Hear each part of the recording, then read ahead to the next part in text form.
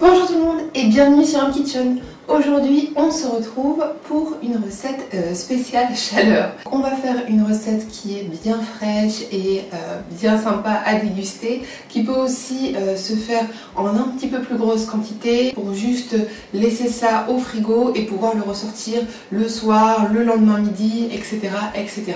Je ne sais pas quelle est la température vraiment dans les autres régions, mais ici dans le sud-ouest on est en vigilance rouge canicule. Les enfants doivent même rester à la maison pour ceux qui le peuvent parce qu'il y a encore très peu de locaux qui sont climatisés, même les locaux publics en France. C'est pas forcément la norme d'avoir des clims, on juge pas ça très écologique. Du coup, ça chauffe quand même beaucoup à l'intérieur et ici on a dépassé les 40 degrés au soleil, donc il fait vraiment très chaud et très sec. Donc aujourd'hui, je vous propose de faire avec moi un sushi bowl. Ça change un petit peu de la salade de riz qu'on fait d'habitude quand il fait justement très chaud. Les traditionnels taboulés, salade de riz, salade de pommes de terre. Bon, on est très salade en ce moment. Moi, à titre personnel, j'ai d'ailleurs un petit peu de mal à manger avec ce genre de temps, mais je vous assure que ce petit bowl, il est parfait. Alors au niveau des noms, il y a eu toutes sortes de noms selon les tendances. Sushi bowl, Buddha bowl, poke bowl. Tout ce qu'il faut retenir, c'est que c'est un bol avec en général du riz, qu'ici on préparera un petit peu comme du riz à sushi, bien assaisonné avec du vinaigre de riz, une pointe d'huile de sésame pour lui donner déjà un bon petit goût, pas mal de crudités, vos crudités préférées, avocat, concombre, radis, carottes, tout ce que vous aimez qui peut être frais et simplement découpé parce que on n'a pas vraiment envie de cuisiner par ces temps-là. D'ailleurs, je suis en train de vous filmer exceptionnellement cette vidéo le matin parce que après voilà, tout le monde ferme ses volets pour essayer vraiment de limiter la chaleur à l'intérieur. La partie un petit peu rigolote de cette recette va se trouver dans le simili de thon. Oui, vous avez bien entendu. C'est vrai que sur les chaînes véganes, on parle souvent beaucoup des substituts de viande et de tout ce qu'on peut faire pour remplacer la viande, que ce soit dans le régime vraiment végétal avec des champignons, des légumineuses, etc. ou les substituts qui s'achètent directement en magasin avec tout ce qui se fait maintenant en termes de substituts de poulet, de steak, de nuggets, de bœuf, etc. Mais aujourd'hui, il y a vraiment une demande qui est de plus en plus croissante pour les substituts de poisson, surtout dans cette période de l'année où on mange beaucoup plus de choses fraîches et où tout ce qui est sushi, tataki, salade de saumon frais, etc. revient en force parce que les gens ont envie de frais et que le poisson cru fait quand même partie d'une grosse demande pendant cette période de l'année. Donc comment substituer? Ce qui est sympa, c'est qu'on voit quand même des gros industriels qui ont décelé cet engouement pour les substituts de poisson, dont Findus qu'on ne présente plus, qui faisait les fameux Krusty Bat, etc., qui a lancé dans sa gamme Green Cuisine les premiers petits sticks panés de la mer mais vegan. D'ailleurs ils sont très bons et ils peuvent se trouver au rayon surgelé de n'importe quel supermarché. Après il y a une compagnie qui commence à émerger en ce moment et qui est aussi l'une des plus connues mais qui s'achète surtout sur internet, qui est Zeastar, et qui est une entreprise qui justement fait des substituts de poisson cru pour tout ce qui va être sushi, etc. Donc le visuel est vraiment extrêmement troublant et pour tous ceux qui l'ont goûté, la mâche, etc., c'est vraiment très troublant. Cependant, ça manque encore de goût et la composition, c'est pareil dans tout ce genre d'industriel, et pas forcément au top. D'ailleurs, c'est vrai que cette envie de substituer le poisson ne fait pas encore l'unanimité et suscite encore beaucoup d'incompréhension. C'est vrai qu'en général, avec toutes les dénominations végétalien, végétarien, pescatariens, les gens se mélangent un petit peu et en général, même pour les cantines scolaires, etc., les véganes mangent du poisson. En général, c'est pas quelque chose qui est forcément très bien compris. Une petite parenthèse comme ça, si vous vous posez des questions et que vous êtes curieux de savoir pourquoi on devrait essayer de substituer un petit peu le poisson, il y a une émission qui est juste incroyable qui s'appelle Seaspiracy. C'est un documentaire qui se trouve sur Netflix mais aussi qui peut se trouver sur d'autres plateformes gratuites et qui est vraiment incroyable, donc je vous conseille de le regarder pour que vous fassiez votre propre opinion sur les effets de la pêche industrielle. Aujourd'hui, je vais vous présenter une manière de faire un substitut de thon cru avec de la pastèque. Et même si là tout de suite vous vous dites impossible qu'on arrive à obtenir quelque chose de semblable avec un morceau de pastèque. Je vous jure que quand vous allez voir la texture, la marinade et comment ça rend à la fin, vous n'allez pas en croire vos yeux. Donc avec cette recette, on peut bien sûr faire de multiples variantes. Si vous n'êtes pas fainéante comme moi aujourd'hui, vous pouvez d'ailleurs vous aventurer dans des sushis, dans plein de choses. Il y a des restaurants véganes très populaires qui utilisent cette technique de la pastèque pour faire des tataki avec du sésame, des tuna rolls, etc. C'est vraiment une méthode qui est très célèbre. Je suis trop contente de vous la partager aujourd'hui. Donc tout de suite, c'est parti pour la liste des ingrédients. Alors pour cette recette, vous aurez besoin du riz, le riz de votre choix. Il y en a qui font ça avec du riz basmati. Moi j'aime bien faire ça avec des riz qui ont un petit peu plus d'amidon pour avoir un espèce de riz collant, riz à sushi. Même dans un bol, je trouve ça assez rafraîchissant quand c'est bien assaisonné. Ensuite vous aurez besoin bien sûr de la pastèque. Donc ici c'est la version pas préparée, c'était juste pour montrer qu'on avait besoin de pastèque et que en général dans à peu près tous les magasins en cette saison vous pouvez trouver directement des pastèques coupées. C'est un peu comme les ananas en général, on trouve les ananas qui sont préparés ou on peut les prendre pas préparés, mais c'est bien pratique parce qu'une tranche ça suffit largement à la recette et ça évite qu'on en ait 3 kg tout de suite. Donc en fait moi ce que j'ai fait dans ces petits bocaux, c'est tout de suite que je les ai coupés en cubes hier soir quand j'avais un regain de motivation et que je les ai mis dans une petite marinade. Donc je vais vous expliquer ça juste après. Ensuite, comme je vous l'ai dit, vous prenez simplement vos crudités préférées. Donc ici, moi j'ai choisi de prendre du concombre, de l'avocat, des petits radis que j'adore, des carottes et des oignons verts. Je vais aussi faire des petits pickles d'oignons rouges. Ça c'est vraiment succulent et tellement facile à faire. On peut en mettre vraiment dans les sandwichs, dans à peu près tout. Donc c'est une petite recette dans la recette. Et des petits toppings qui sont aussi facultatifs, mais qui ajoutent un petit quand même je ne sais quoi à la recette totale. Donc moi j'ai un petit peu de sésame comme ça blanc et noir et un petit peu de cacahuètes grillées que je vais piler et que je mettrai au-dessus à la fin. Donc voilà, à part du riz, de la pastèque et des crudités, vous aurez simplement besoin d'assaisonnement. Donc là je vais vous expliquer ensuite comment faire la marinade. Grossièrement ça part de sauce soja, d'huile de sésame et de vinaigre de riz. Mais il y a plein de choses qu'on peut remplacer ou ajouter comme du citron, des paillettes d'algues, etc., etc. Donc je vous explique tout de suite comment préparer la pastèque. On y va, c'est parti!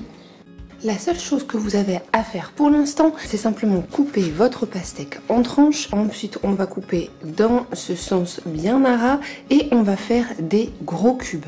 Alors, il ne faut pas faire des morceaux trop fins parce qu'ensuite, ils vont perdre pas mal de volume. Donc, ce qu'on fait, c'est à peu près des morceaux comme ça. Et ensuite, quand vous avez tous vos cubes, on enlève les plus gros pépins. Donc par là, j'entends qu'il y a des petits pépins comme ça qui traînent, c'est pas très grave. Mais les plus gros, les noirs, on essaye de les enlever. Maintenant que vos morceaux sont prêts, on va donc s'attaquer à la marinade qui est très simple. On va commencer par un petit peu d'huile de sésame qui ajoute vraiment quelque chose. Comme l'huile de sésame est assez forte, on en met simplement 2 cuillères à soupe. Ensuite, on vient mixer avec 2 cuillères d'huile normale, à peu près 5 cuillères de sauce soja. On met également 2 cuillères de vinaigre de riz, 1 cuillère de sriracha. Bon, dans la marinade, ne vous inquiétez pas, ça va pas du tout être piquant, hein, c'est simplement pour relever un petit peu le goût. Ensuite, on va venir presser le jus d'un demi-citron. Maintenant, moi je vais mettre un petit peu de gingembre en poudre, mais si vous avez du gingembre frais, vous pouvez le mettre, hein, c'est tout à fait possible. Je mets aussi une pointe de paprika fumée, l'équivalent d'une gousse d'ail en petits morceaux, un peu de verre d'oignon. Maintenant je vais rajouter un petit peu de paillettes d'algues, ça c'est tout simplement des algues nori qu'on utilise pour faire les sushis. Et je vais ajouter aussi des algues dulce que j'ai utilisées dans la recette de la dernière fois. Pour les novices, vous pouvez trouver ce genre de paquet d'algues spéciales sushi dans n'importe quel rayon du monde des supermarchés, hypermarchés. Comme vous l'aurez compris, cette marinade elle peut vraiment se faire avec ce que vous avez sous la main et si vous n'avez pas tout, c'est pas grave. Moi par exemple, je viens de me rappeler que j'ai aussi un petit peu de pâte de miso dans mon frigo, donc je vais en diluer un tout petit peu parce que c'est très fort dans ma marinade, mais là encore c'est quelque chose de vraiment facultatif. La seule chose qui vous reste à faire après, c'est de mettre vos morceaux ainsi que la marinade dans les récipients qui vous semblent le plus adaptés. Ça peut être des bocaux comme moi, qui a un petit toc avec les bocaux. Je garde vraiment tous les bocaux que j'achète, que ce soit cornichons ou autre. Je trouve ça toujours pratique pour conserver des choses. Mais vous pouvez aussi les mettre dans des tupperwares ou dans des petits sacs plastiques, vous savez, les petits sacs congélation. Donc on met la marinade et les petits morceaux de pastèque et on laisse mariner ça tranquille au frigo. Ce qu'il y a de mieux, c'est de laisser ça quelques heures pour que ça s'imprègne bien du goût, mais si vous êtes comme moi et que vous n'avez pas envie d'attendre, vous pouvez simplement faire ça le soir quand vous avez la motive et comme ça le lendemain c'est prêt. Donc maintenant ce qu'on va faire, c'est qu'on va vider nos bocaux ou vos tupperwares par au-dessus une épuisette. En fait, on veut garder la marinade qui va nous servir après la cuisson. Donc là, en fait, on a déjà quelque chose de très sympa. En vérité, c'est déjà possible si vous avez la flemme de vous arrêter ici. Mais au niveau de la texture, même si il est devenu un petit peu plus mou, on n'est pas encore sur quelque chose qui se rapproche réellement d'un substitut de thon. Donc là, vous vous dites que c'est un petit peu bizarre de passer une pastèque au four. Et je vous laisse donc le choix de savoir si vous voulez vous arrêter là avec la pastèque ou si vous voulez continuer pour l'expérience. Moi comme ça j'ai eu l'occasion vraiment de vous montrer les deux et je vais continuer avec 45 minutes à peu près pour vous montrer vraiment qu'est-ce que ça donne en termes de texture. C'est vraiment incroyablement surprenant quand on cuit ces morceaux de pastèque qui sont encore gorgés de marinade. Donc l'idée c'est vraiment de conserver la marinade à part pour mettre le moins possible de jus sur votre plaque de four. Donc ce qui est marrant c'est que même visuellement vous avez les nervures naturelles du fruit qui sont visibles en fait sur plein de morceaux. Donc là on va passer tout ça au four et on se retrouve juste après. Vous allez voir, c'est complètement dingue. Pendant ce temps là je vais m'atteler à la cuisson de mon riz. Je ne saurais pas trop vous conseiller sur la quantité d'eau par rapport à votre riz parce que ça dépend tellement des types et des marques. Ici j'utilise un riz jasmin, mais si vous utilisez un riz basmati ce sera autre chose. Voilà, chaque paquet a ses quantités d'eau et ses proportions qui sont propres au type de riz. Le but du jeu ici, si vous voulez un riz un petit peu style riz à sushi, c'est de mettre juste la quantité pour qu'il puisse cuire et absorber toute l'eau sans avoir à l'essorer. De manière générale, c'est aussi ce qui fait un riz savoureux, c'est qu'on n'a pas à l'essorer ou le rincer après et de vraiment mettre juste la bonne quantité et de le laisser gonfler après tranquillement. Donc en général, on démarre le feu assez fort pour commencer à faire frémir l'eau assez rapidement et ensuite quand ça commence à bouillir on vient bien baisser le feu au fur et à mesure pour l'éteindre une fois qu'il est al dente. Après en fait avec la vapeur on a juste à mettre le couvercle et le riz va continuer à cuire simplement avec sa propre vapeur même s'il est éteint. Voilà, ça c'est la technique de façon générale.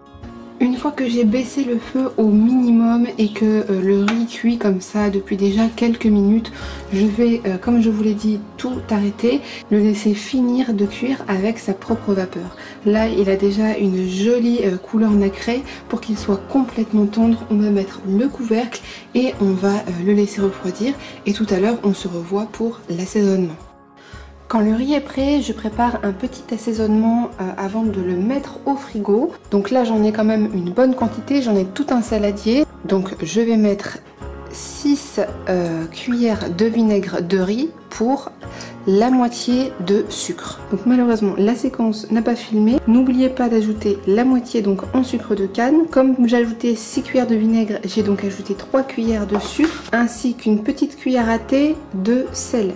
Enfin c'est tout à fait facultatif, mais si vous aimez ça, vous pouvez rajouter une petite cuillère d'huile de sésame qui viendra terminer votre assaisonnement.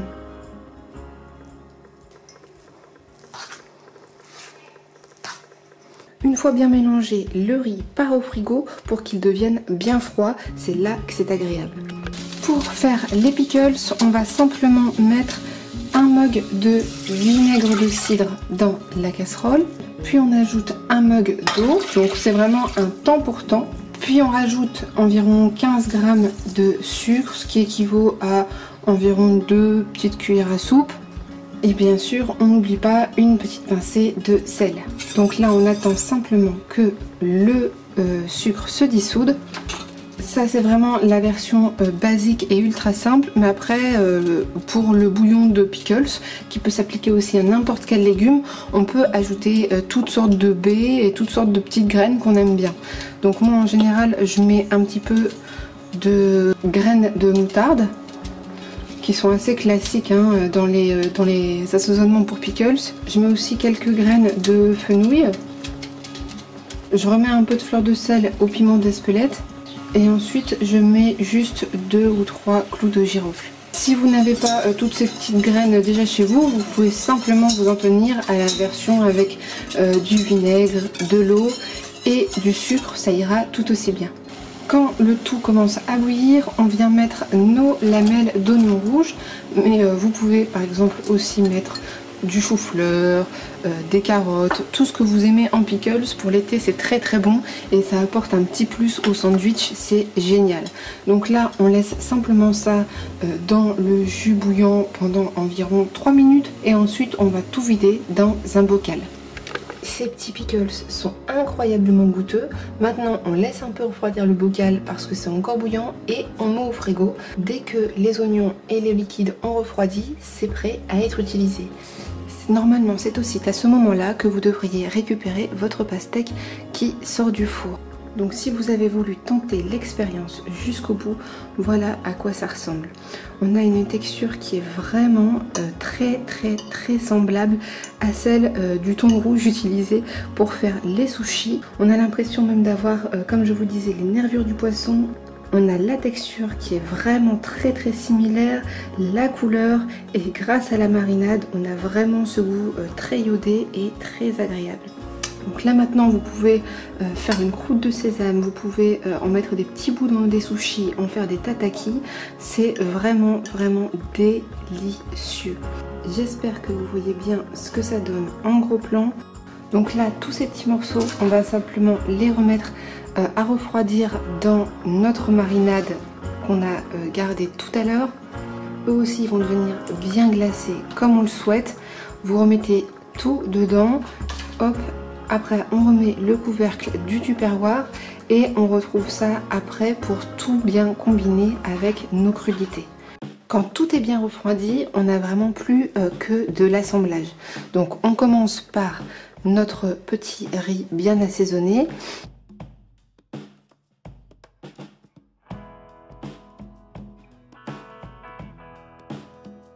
On peut vraiment mettre les choses comme ça nous arrange. Moi, je vais mettre mes petits morceaux de tuna comme ça disposés au milieu.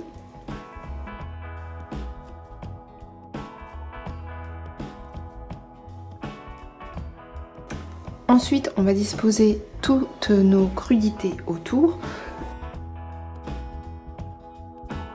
Donc moi, je commence par des petites tranches de radis bien fraîches. Ensuite, je vais mettre un petit peu de lamelles de carottes. Je mets aussi un petit peu de concombre, de l'avocat et mes petits pickles d'oignons rouges qui vont vraiment apporter un petit kick d'acidité super agréable. Une fois tout ça mis en place, je mets un petit peu de sésame, quelques petits verres d'oignon et aussi un petit peu de cacahuètes pilées. Ça, j'adore dans ce genre de plat. Pour la sauce, vous pouvez faire avec de la sriracha, de la spicy mayo. Moi, j'ai choisi d'utiliser la sauce yakitori de chez Kikkoman. Très adaptée pour ce genre de plat, vraiment très bonne et vegan. Et voilà pour ce petit plat fraîcheur de l'été. J'espère que vous aurez apprécié la recette, que vous allez l'essayer chez vous. toutes les personnes qui ont essayé ce petit substitut de thon vegan. Ils ont vraiment adoré. C'est vraiment le truc où vous pouvez bluffer les gens en termes de goût et en termes de texture. C'est vraiment le genre de petit plat coloré et plein de saveurs qui rafraîchit, qui fait du bien. Avec cette petite sauce et ces morceaux de cacahuètes, on adore. N'hésitez pas à vous abonner les amis pour plus de recettes sur Home Kitchen. Et en attendant, je vous dis à bientôt pour de nouvelles aventures.